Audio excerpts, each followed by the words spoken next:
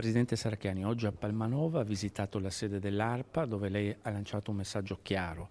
ARPA deve essere un'eccellenza perché di fronte alla normativa nazionale e ai cambiamenti che ci saranno bisogna che l'ARPA diventi un centro di riferimento per il Nord-Est.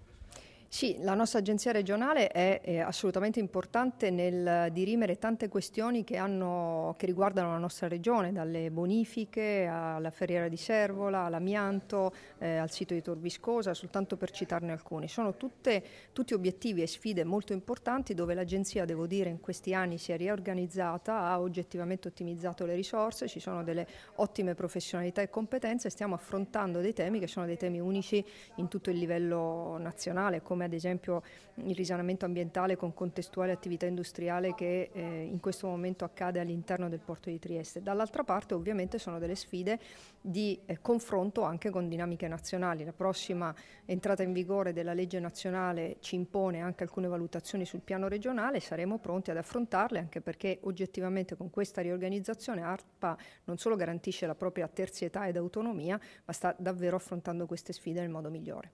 Ecco Presidente, sia lei che il direttore generale Marchesi avete ripetuto questo concetto, cioè la terzietà di ARPA e l'autonomia di fronte a quello che è la politica.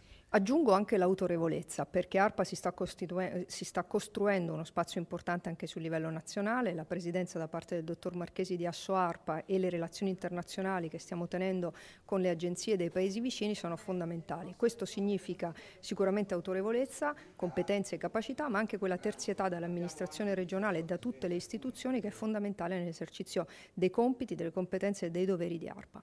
Poi un incontro di carattere invece economico con una realtà importante del territorio di Palmanova, l'Artco Servizi, dove ha registrato anche in questo caso un segno significativo di ripresa. Sì, devo dire che questo giro dei territori mi sta dando veramente segnali di speranza importanti. Qui siamo di fronte ad un'eccellenza nel settore dei servizi, una eccellenza non soltanto all'interno della regione Friuli Venezia Giulia, ma anche fuori dal nostro territorio, in tante regioni italiane, per servizi fondamentali, dai servizi cimiteriali alle pulizie, a tutto quello che serve non soltanto alla pubblica amministrazione ma anche ai privati. Tra l'altro parliamo di privati importanti che operano nella regione. Questa eccellenza dà lavoro a 700 persone, senza contare le persone che di volta in volta vengono utilizzate anche per singole commesse. Quindi significa posti di lavoro, significa che è una realtà che ha diversificato, sta sul mercato e soprattutto riesce davvero a esprimere la massima eccellenza in servizi così importanti e strategici per le nostre amministrazioni, e credo che